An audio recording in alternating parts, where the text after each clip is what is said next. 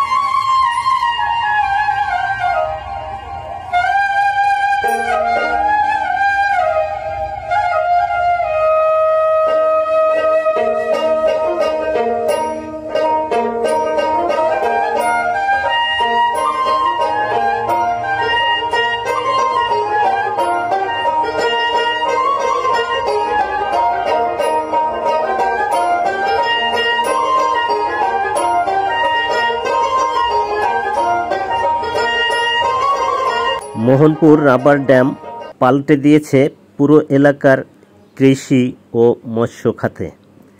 দেশের সবচেয়ে বড় এই রাবার ড্যাম কৃষি ও মৎস্য খাতে ভূমিকা রাখছে তা নয়, এর প্রাকৃতিক সৌন্দর্য অবদান রাখছে পর্যটনেও। প্রতিদিন শত শত মানুষ এর সৌন্দর্য উপভোগ করতে ভিড় করছেন এখানে।